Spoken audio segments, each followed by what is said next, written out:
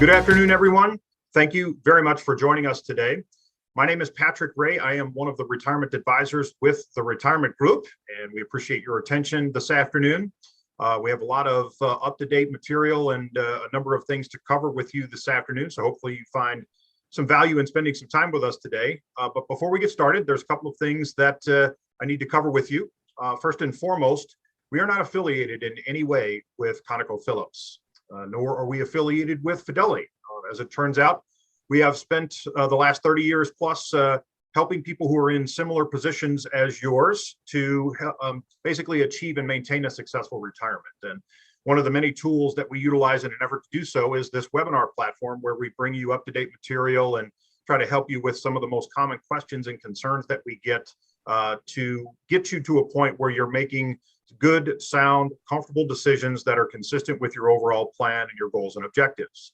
But in addition to this webinar series that we do on a regular basis, you'll also find links in the chat to get access to a few things that are very valuable and things that are important to maybe do and peruse at your own leisure. One of which is the ebooks library, which has a bunch of short to read material on some of the topics we get asked most commonly with questions and concerns. There's also past recordings of webinars we've done to bring you up to speed with specific topics that may either have concerns or questions for you to get answered, and those are a good place to start.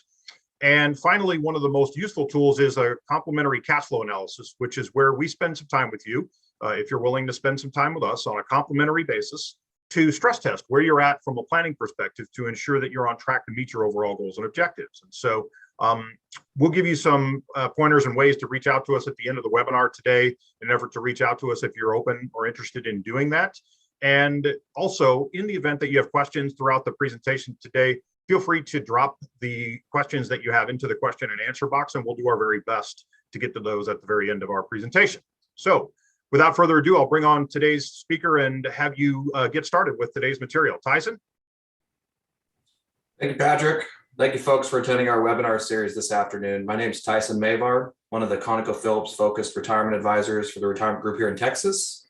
And we have a great deal of information to go through today on some of the issues that we work with our clients on and people that we've worked with from ConocoPhillips on to help them leave the company with the most amount of money possible and to maintain the most successful retirement. And those two issues are the ConocoPhillips pension plan and taxes. These are issues where even some of the smartest people that we work with from ConocoPhillips as employees tend to not have focused a lot of their efforts on in their planning process throughout their career. In fact, many of our peers in the industry, many financial advisors do not understand or at least spend much time with the clients, at least in our experience. And we found this can make or break a retirement plan.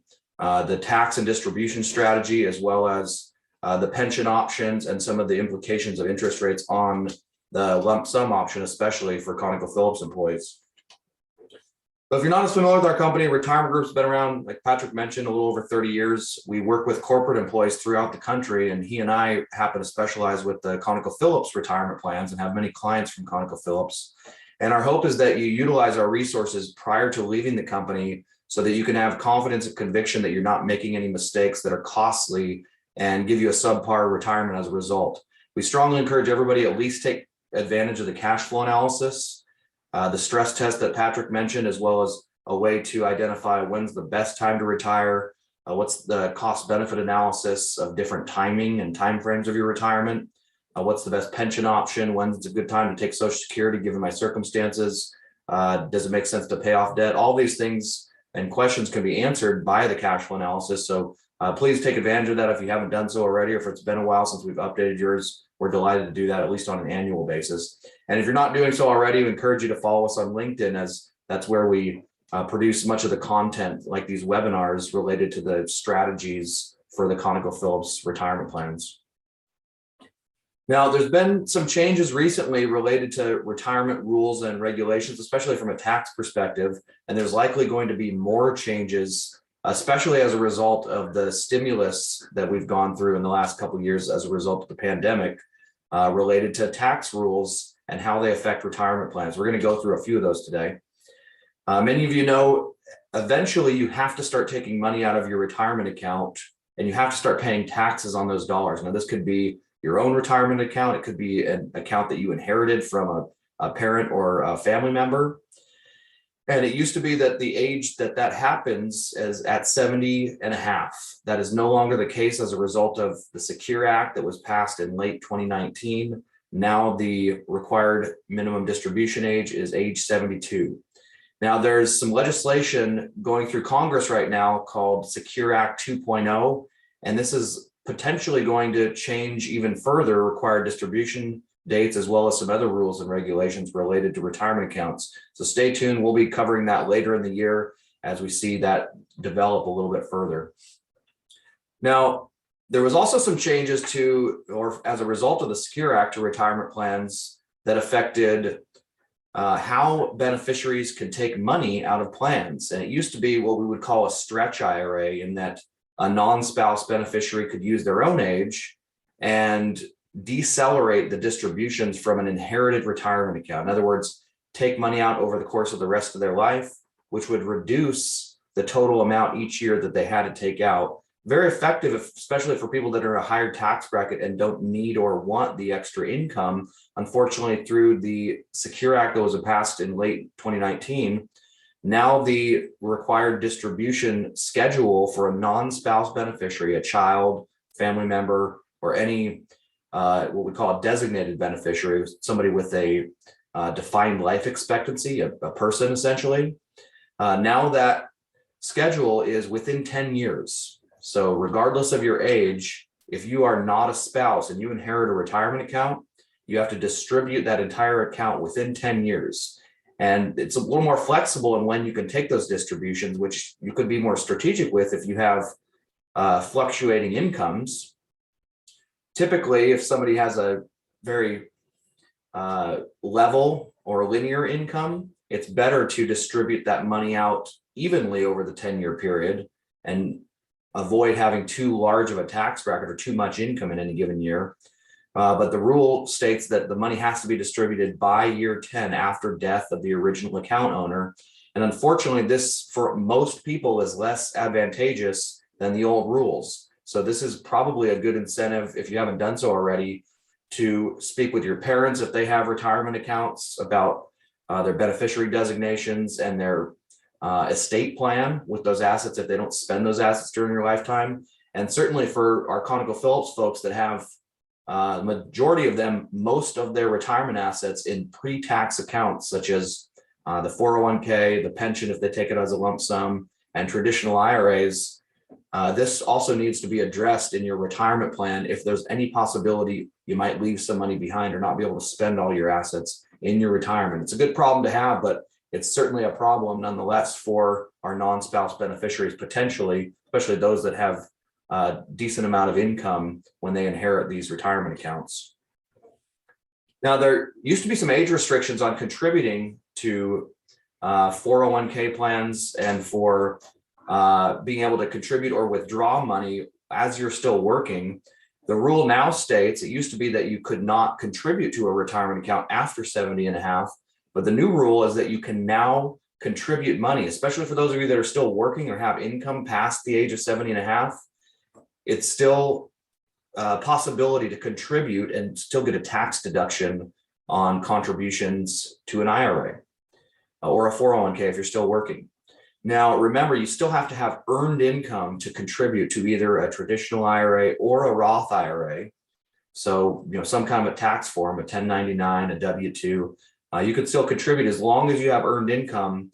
And now you can even do so past the age of 70 and a half.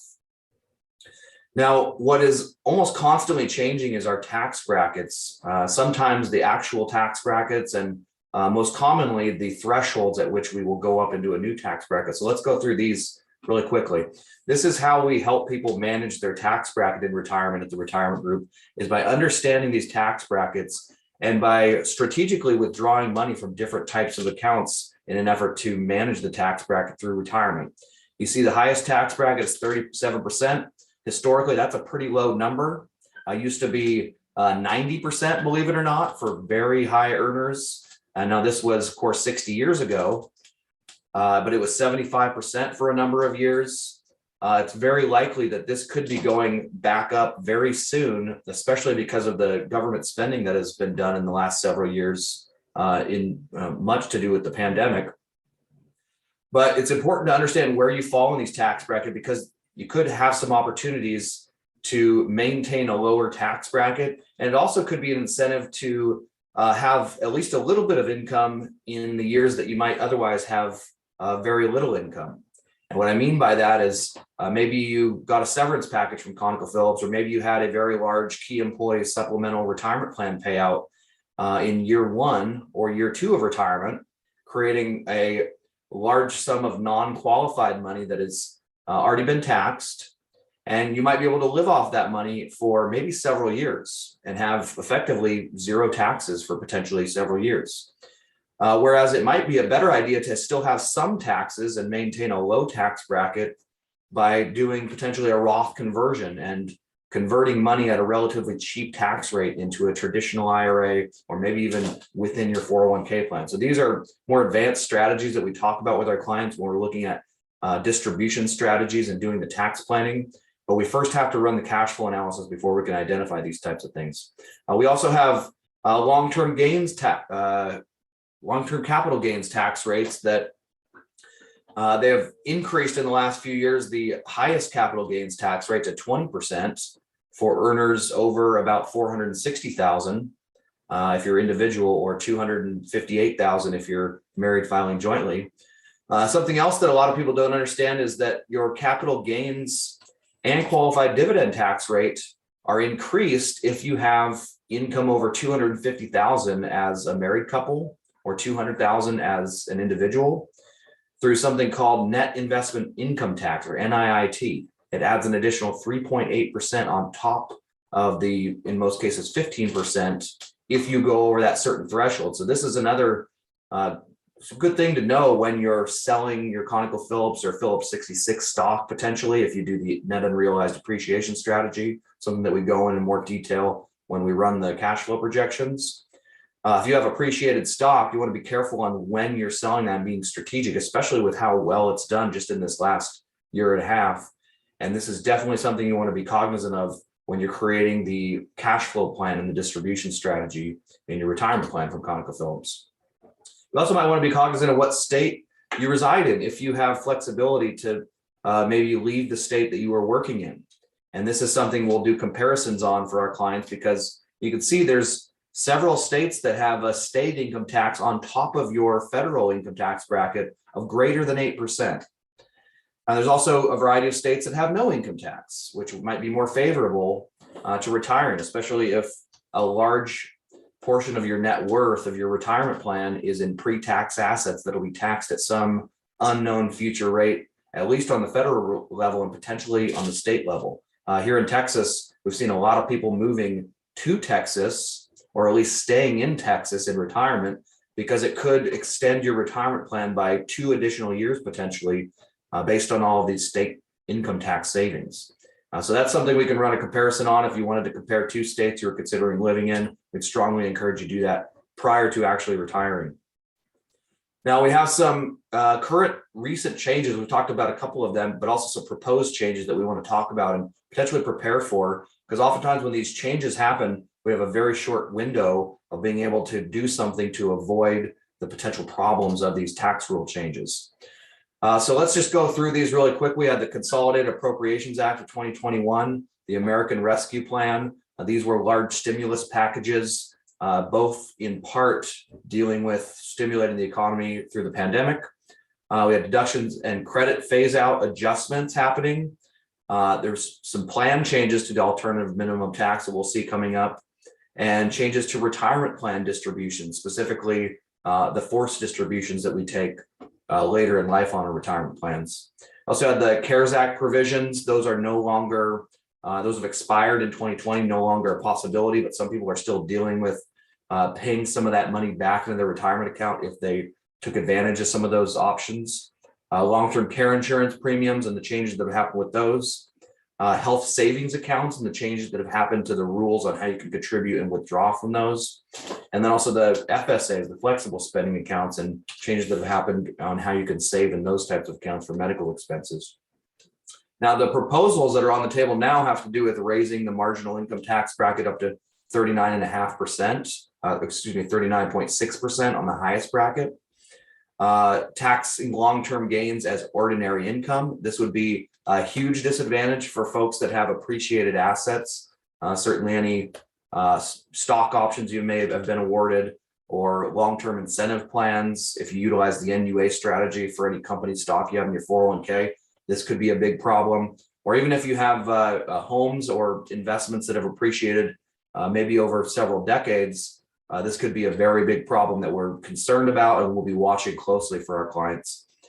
Taxing unrealized capital gains at death. This is also known as what is currently the step up in cost basis that could be going away very soon when you pass away with an appreciated asset.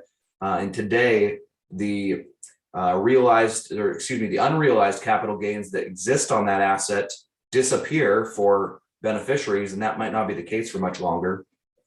Like we talked about, that net investment income tax that's 3.8%, that may be also applied to active pass-through business income, whereas currently it's only applied to capital gains and dividend income.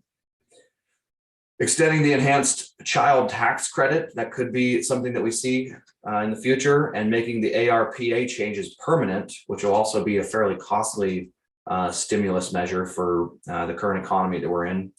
And then last but not least, making the expanded health insurance premium tax credits permanent. So all of these things we're watching closely. We'll see more resolution and outcome on this toward the end of this year. And many of them we may see nothing, but it's very difficult for our leaders in Washington, D.C. to agree on much these days. And we also have an election year coming up, so stay tuned for what changes may come related to retirement accounts. All right, so let's get a little more detail into the ConocoPhillips retirement plans and the distribution strategies that we focus on with our clients. Before somebody retires, we spend a lot of time talking about the pension options, and in the current environment, how the lump sum is affected by interest rates. So I'm going to zoom in on the current rates and explain this table to you. What you're looking at is the interest rates for different months and the quarters that they affect for somebody who commences a benefit for various quarters. So let's look at the first row here. We have March of 2022, which calculates the Q3 2022 lump sum recipients. Now, this is different depending on where you started your career. It could be Burlington Resources, it could be Phillips Petroleum, Conoco Inc. You might be on a cash balance plan, in which case these interest rates have a completely different implication on your lump sum. But for the heritage plans, the folks that have worked for usually at least 2 decades, that started before the merger and have one of the what we call defined benefit plans, these interest rates have major implications on your lump sum. Now, March of 2022, we saw a fairly sizable increase compared to December of 2021. That means you would have had to retire in the second quarter. Basically, you had to retire by May 31st and commence your benefit by June 1st to maintain these second quarter interest rates. You could see the second segment rate was 2.72, and then it went up, or will be going up, to 3.71 for third quarter retirees. That's almost a 1% increase. And a very important rule of thumb that we encourage people to remember is every 1% increase to these interest rates is roughly a 10% drop to your lump sum. That could be several $100,000 for many of you on this call, depending on how long you've worked at the company and your salary with the company based on the pension formulas. That's a very large increase for one quarter. And what's not shown here, because the June interest rate is what will equate to the fourth quarter lump sum recipients' pension plans. We don't know June and won't know June until late July, but we do know what April was, and April went up another 50 basis points almost. It went up to 4.22. So if that trend continues, we may see interest rates go up another percent from third to fourth quarter, which means that people might have lost close to 20% on their lump sum in less than 6 months. That is a major reduction to assets that a lot of people counted on in their retirement plan. So it's very important to pay attention to this. You may not be able to do anything about it if you can't afford to retire. We also have the 30-year treasury rate over here on the right, which affects The pension plans for Conoco folks, all of the years prior to 2008, for the Phillips Incorporated folks, and even for the Conoco folks, it affects a large number or a large portion of your lump sum payout. Also, the PBGC is another rate that's not on here that affects the Conoco folks' pension payouts. But the moral of the story here, folks, you have to pay attention to this, and it might mean leaving the company sooner than you expected, whether it's actually retiring or leaving the company to get another job within the industry to protect a large portion of your retirement nest egg, which is your pension. And also what's happening right now is we have the S&P 500 here in June is down 21% from where it was in January. In less than 6 months, stocks have gotten a lot cheaper. And now that doesn't necessarily mean you want to take your pension and put it all in the stock market. But now is a better time to retire from purchasing a perspective of purchasing stocks than it was 6 months ago. At least if you're looking at the fundamentals of the company, and those fundamentals have not changed. A lot of companies are a lot cheaper. Now, fortunately, your ConocoPhillips and Phillips 66 stock have actually appreciated during this time frame where most of the rest of the market has depreciated. But this could be a great time to take your pension if you're considering the lump sum and reinvest that money and then potentially get another job, maybe part-time job, maybe a consulting job, but a job that just allows you to capture a higher pension payout than what could be your payout down the road if you're considering retiring several quarters or even several years down the road.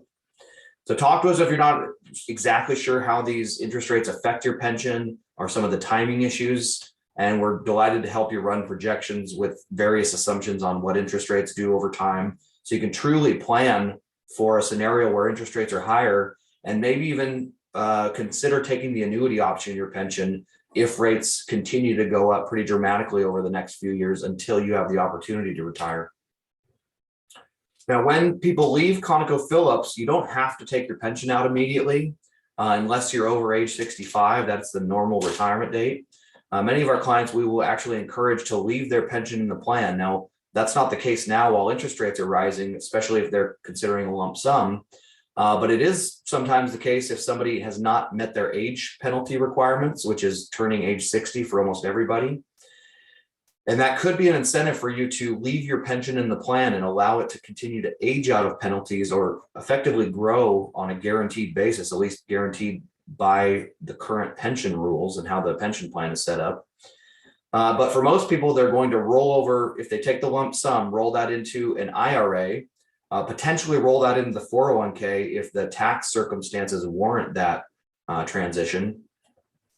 And for most people that would like a broader investment menu, they will choose an IRA over a 401k because of how limited the investment options are within that 401k plan that ConocoPhillips has set up. It used to be at Vanguard, now at Fidelity. And this is where we come in for a lot of people that either don't want to manage the investments, they don't have faith in their ability to manage the investments or the tax and distribution strategy, or they just want to do other things with their retirement and realize it's a pretty high stakes situation when their life savings is on the line. We actually do this for people at Charles Schwab. We manage investments and the cash flow stream and retirement plan for the people that entrust us with their assets after they leave the company. Of course, there's many options in our industry of who you could work with, but we also encourage people before they retire, maybe consider taking one or a couple different groups and giving them a small portion of your assets to manage prior to leaving the company. So you can see if it's a good fit and see if everything is there that you're looking for. Good advice, good track record of investments, reasonable fees related to the value that they're creating, a good relationship and communication. All of these things you might have a different importance on than your coworkers, but now's the time to be evaluating those things prior to having all these other decisions at retirement. And building that relationship we found is pretty important for folks. And you can do it with a much smaller amount of money than your entire net worth, which unfortunately some people choose to do at the point that they're retiring. And there's no taxes when you do the rollover. There might be an exception if you have what is called 415 excess. The company calls this key employee supplemental retirement plan, which is basically money that you have to pay taxes on from your pension at retirement, or at least 6 months from your retirement. And this is also an issue for those of you that is the case, might want to be part of your retirement plan in terms of the timing. You might want to be cognizant of the tax ramifications of your retirement based on your pension payout. But for the rest or most of the rest of your plan, you'll be able to defer taxes until you pull the money out of your retirement account, whether that's a traditional IRA, a Roth IRA. We might even incorporate into this a Roth conversion or moving your after-tax funds into a Roth IRA. And another exception of this could be taking some of your company stock and moving that to a non-qualified account, a non-retirement account, wherein you can get the advantage of having capital gains tax rates on your appreciated company stock rather than ordinary income tax rates on the withdrawals from your retirement account, which for many of you may be a very big tax savings. And we go through that exercise when we do the cash flow analysis as well. Now, the last thing we're going to talk about is something that a lot of financial advisors completely miss the boat on, which is the distribution strategy, trying to be tax efficient with how you're taking money out of an account. The conventional withdrawal strategy it's a very easy to understand and a pretty typical withdrawal strategy for a layman or a financial advisor that doesn't focus on retirees. What this strategy encourages is spending through your taxable or your after-tax dollars. This could be a brokerage account, cash in the bank, CDs you might have, essentially non-retirement dollars. Spending through those first and allowing your tax deferred and tax exempt assets, or your IRAs and your Roth IRAs specifically, to continue to earn interest and grow on a tax deferred or a tax exempt basis. Pretty simplistic, very simple to understand, but it doesn't fully consider the tax brackets and what might be a more tax efficient strategy to minimize your lifetime tax bill. So let's just go through one example of this. We have a conventional withdrawal strategy. This individual retired at 65. You can see in year one, they lived completely off of their taxable assets. It might have been just cash they had in the bank. And in year two, they completely spent through their taxable assets and now started having to take from their IRAs or their tax deferred accounts. Year three, they were able to turn on Social Security and cover some of their income needs, the rest of which continued to be withdrawn from their IRAs and their tax deferred accounts. And then by age 83, they had completely exhausted their IRAs and now had to switch over to their tax exempt or their Roth IRAs. They looks like either passed away or ran out of money at age 95, and the total taxes paid for this individual was $36,400. Now, this is uncommon for our clients to be only spending about $5,000 a month on a gross basis. Some people can live off of that. If you have a higher tax bracket or a higher income need, this distribution strategy and your focus on it becomes much, much more important because of how much additional taxes result from having higher income. So let's go through the tax-informed withdrawal strategy. Now, the idea here is to utilize the tax brackets to your advantage and try to fill up the lower tax brackets with your taxable accounts. So you can see here in year 1 and 2, we actually spent tax deferred accounts or IRA money for about half of that individual's income needs. And because we wanted to avoid going up into a higher tax bracket, we kept them out of that higher tax bracket by spending down on taxable or after-tax accounts, money in the bank, we can think of that as. What this allowed us to do was to preserve those taxable accounts up until year 6 of retirement for this individual. This also allowed us to stay in a relatively low tax bracket for those first 2 years and even allow our tax-exempt assets to keep us out of higher tax brackets for really that person's entire retirement. And in this individual's circumstances, their situation, they were able to extend their money by an additional 2 years just by changing the way that they pulled money from different accounts. So everybody's different on this. The higher tax bracket folks can take more advantage of this, but you do need to have assets in different types of accounts. So if you're somebody who's younger and has some time until retirement, this might be an incentive for you. If all of your money is in tax deferred accounts, like your 401k and your pension, maybe you start saving in a non-qualified brokerage account. Maybe you start saving cash in the bank.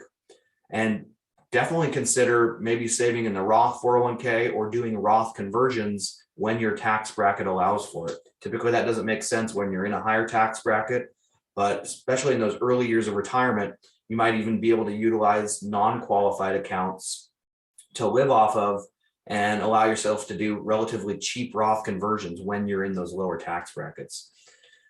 So again, just to summarize, step one, fill up the lower tax brackets with tax deferred income in the years that you have the ability and still have those after-tax accounts. Be aware of the taxes on Social Security, but also utilize Social Security as a resource because Social Security is not fully taxable, whereas your withdrawals from your IRAs and tax deferred accounts will be fully taxable.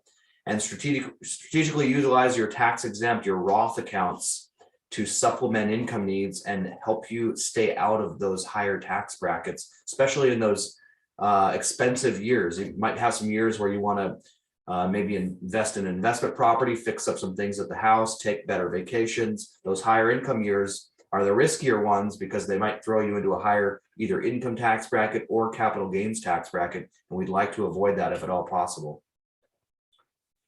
Now, there's some special tax situations. Many of you know if you take money out of your 401k plan or IRA prior to 59 and a half, in many cases, you are going to be taxed as well as penalized an additional 10% early withdrawal penalty.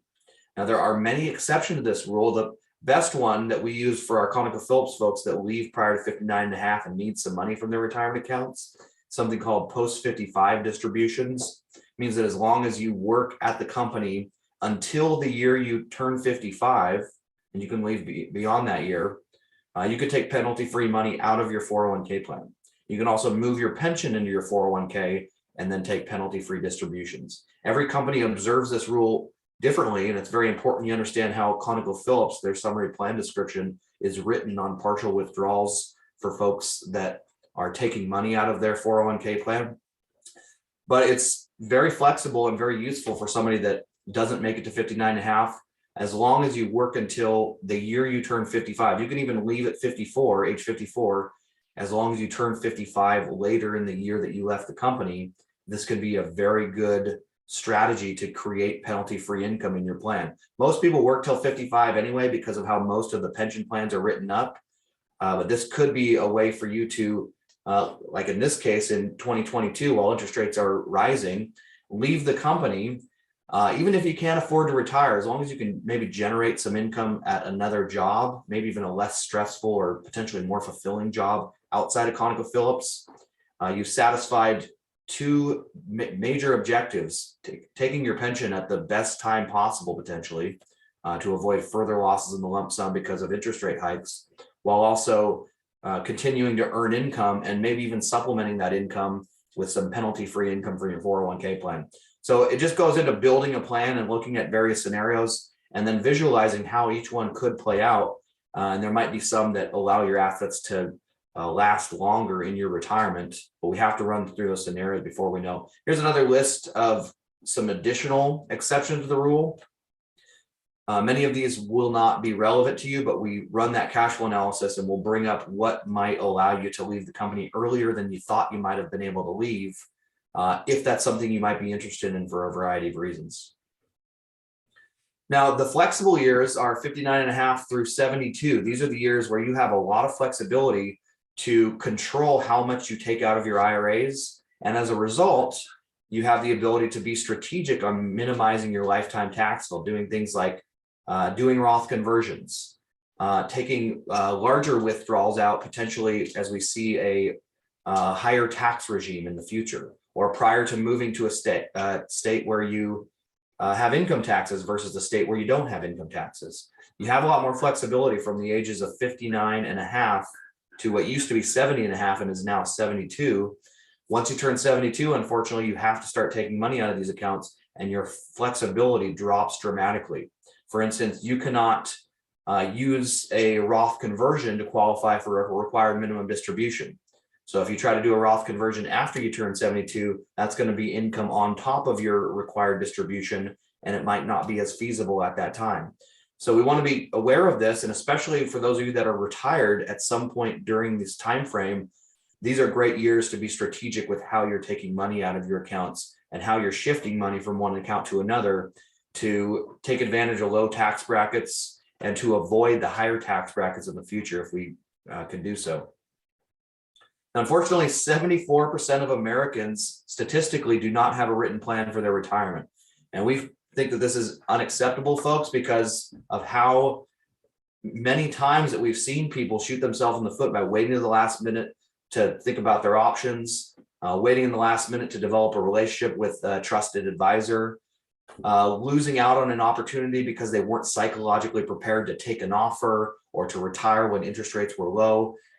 It pays to put the plan together early and to update it often. So please take advantage of the complimentary services that we have available. Here's some of the issues that our clients and people that we've talked to found to be important about the advisor that they chose. Understanding the ConocoPhillips benefits plans, but also having a track record of working with people so they can have confidence that their advisor is not going to let them make any mistakes throughout this arduous transition process. Understanding the cost, making sure your advisor is giving you the value that you need, but not overcharging you for the value that you are getting. So, what most people tell me is that they don't want the most expensive advisor, but they also don't want the cheapest advisor either. And coming to terms with what you actually want and need from that relationship becomes important to do before you actually get to the point where you're transitioning your assets and shopping around for different groups or different advisors that might be able to help you with this.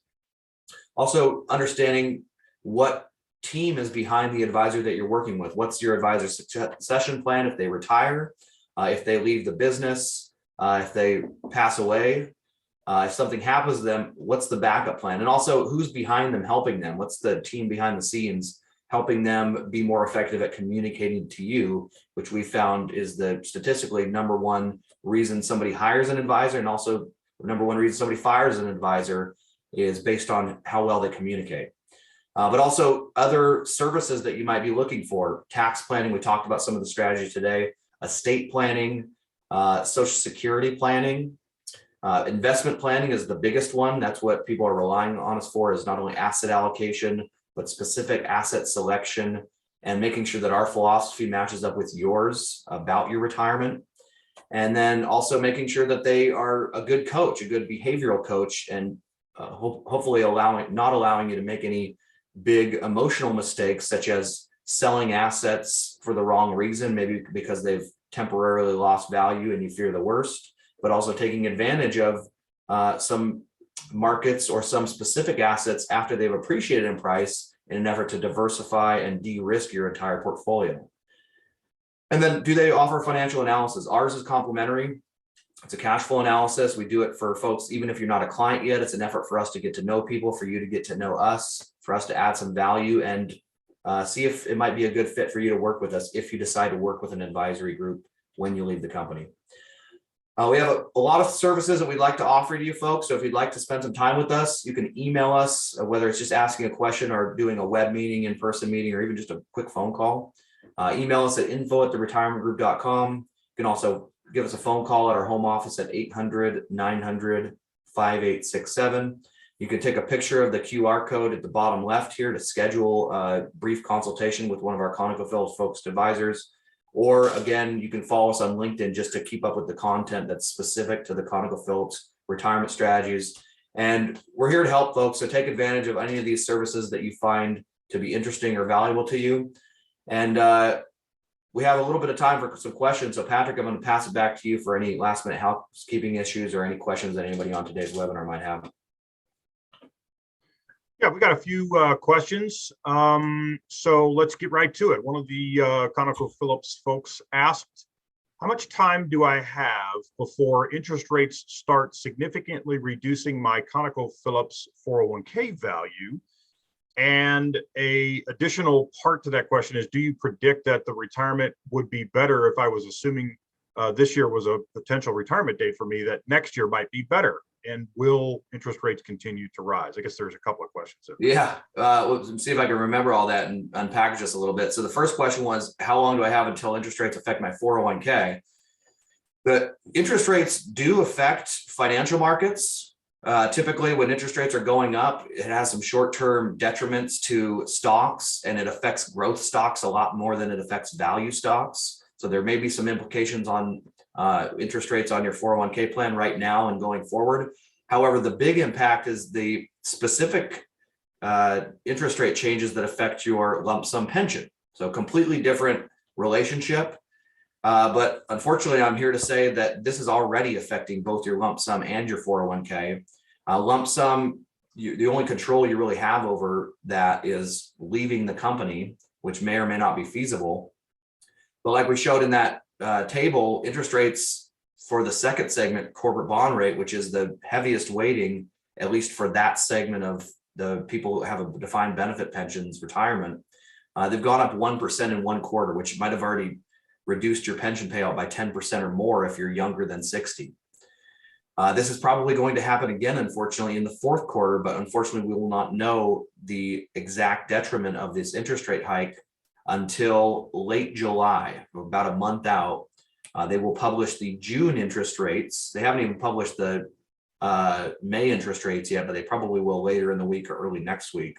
But the June interest rates are the 4th month prior to the quarter that you are leaving the company, which is June for the 4th quarter, folks. We won't know until July, and my guess is that they're going to be even higher than the 3rd quarter, which means you have to leave the company by August 31st, commence your pension by September 1st, because your commencement date can only be the 1st of the month. And that would allow you to maintain the 3rd quarter interest rates if you expected the 4th quarter interest rates to be higher and therefore your pension lump sum to be lower. So you can see there's a lot of moving parts here. We're paying close attention to this. I encourage you to call us so we can go through the exercise of running several pension projections. And if you haven't done so yet, building that cash flow analysis so you can evaluate if you can even afford to leave the company or how you might be able to do so based on your expenses, your current budget, and your resources.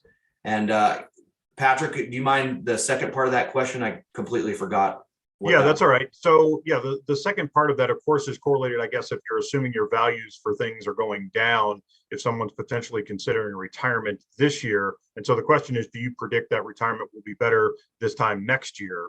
And then if interest rates are affecting that, will they continue to rise? Those are the questions. Look, everybody's different on this. So again, it just goes back to running the cash flow analysis. However, let's talk about some of the dynamics of the economy and the interest rate environment that we're in today. Interest rates are going up in part because we've had some of the highest inflation numbers in 40 years. This is a hope to curb or help to curb inflation. Unfortunately, this does several things. It hurts our lump sum pension values for the defined benefit folks, which is most employees that we talk to.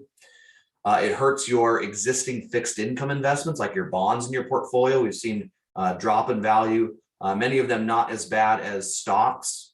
But it also hurts stocks. It hurts growth stocks more than value stocks because growth stocks valuations are predicated on future cash flows as opposed to value stocks that are more predicated on current cash flows. And the further out a expected cash flow is in the future, the more that we are discounting that cash flow in a higher interest rate environment. So that's why growth stocks have gotten beat up a lot more than value stocks, and they continue to do so. So you definitely want to revisit your allocation. We are encouraging our clients, almost all of our clients, to overweight value stocks as a result of the interest rate and inflationary environment that we're in. But look at just the stock market, the broad market in general. The S&P 500 is down close to 21% in less than 6 months. Many stocks are a lot cheaper than they were 6 months ago. Not ConocoPhillips stock, of course. You know, that's appreciated, I think, more than 30% in just the last 5 months. But it also could be a time, if you have a lot of company stock, to maybe start realizing some of those gains and shifting them to some of the other sectors of the economy that might be on sale right now. So look, everybody's different on this. We need to look at your overall situation, things like your risk tolerance, your time horizon to retirement, which might be different than the next person. But for somebody who is close to retirement, a lot of people are nervous and emotionally stressed out in retiring in an environment where stocks have gone down in price, when in reality it might be a better time to actually retire because A, you might be able to retire with more pension than you will be able to in 6 months, and B, You might be able to buy stocks and other investments, even bonds, cheaper than you could have 6 months ago, and maybe able to in 6 months. So all of these things we look at, and everybody's different on the timing perspective, but it's just a good time to at least consider leaving the company right now for everybody who is at least close to retirement from ConocoPhillips. Yeah, a few more questions before we call it an afternoon. Tyson, this one's an interest rate related question, and I know we talked a little bit about this, but what are the current interest rate levels? So that's the first part of the question. And then what impact will they have come August? So the interest rates are dependent on first which pension you're on. Burlington Heritage, Conoco Heritage, Phillips Heritage, cash balance plan. The cash balance plan actually grows faster in a rising interest rate environment, but you would have had to been hired at the company after 2002 for that to be your plan, or switch to the cash balance plan strategically in that time frame when they harmonized the plans. There's really 5 different interest rates that we follow. As it turns out, there's 3 corporate bond interest rates that affect pension years of service after 2008. The treasury bond interest rate, the 30-year treasury, that affects pensions from 2000 to 2008 for the Phillips and for the Conoco Inc. folks, and from all the way prior to 2008 for the Phillips and the Burlington folks. And then there's this PBGC rate that affects the pensions for Conoco folks prior to 2000. So you can see there's a lot of interest rates. Fortunately, there's a nice pension modeler you can use, and you can get a link to from the Fidelity website. Well, delighted to spend some time with you on looking at different retirement dates, but every one of these rates has gone up in the last 6 months. And based on what we're seeing in the economy, it's very possible, if not likely, that these will continue to go up. And you at least have to plan for that to happen to see, well, what do I need to do? Do I need to consider leaving the company? Do I need to then save more in my 401k to make up for the losses in my pension? Do I need to plan to spend less in retirement to still have a sustainable retirement plan? But we have to put the numbers together first so you can look at different scenarios and figure out where you stand and what you might want to do to get where you want to be. Okay, and the last question, another interest rate related questions. And the question is, what or which segment rates are going to directly impact my retirement funds from ConocoPhillips? Again, depending on which plan you're on, we went through the time frames for the different defined benefit plans. But the segment rates affect years of service after 2008 for anybody that's on one of those defined benefit plans. And the second segment rate carries the most weight because it is discounting future cash flows of the annuity plan from years 5 through 20 of retirement, which means it's 3 times more relevant than the first segment rate, which is years 0 through 5 in retirement. Just for example, the younger you are, the more relevant the third segment rate is, since it's 20 through life, years 20 through life. And oddly enough, the third segment rate in April is actually lower than the second segment rate for the first time in a long time. And we're starting to see this in what we call an inverted yield curve, where long-term rates are actually lower than medium or short-term rates. And not always relevant, but in some cases has actually coincided with a recession or a declining economy. So moral of the story, we have to talk to you on a one-on-one basis, because everybody, even though you work for the same company, you have different age, different resources, different tax bracket status in retirement. And we have to put all of these things together in a useful plan before we can start to give you advice on what might be a useful strategy or a good decision for yourself and your family. Yeah, so that'll wrap it up for the questions, Tyson. Thanks, folks, for staying with us. We went a little bit longer than we normally do, but this is a long presentation to get through a lot of material. So we appreciate you sticking with us. We hope you found some value in spending some time with us. So until next time, stay tuned. We'll see you. Everyone stay safe. Thank you, folks.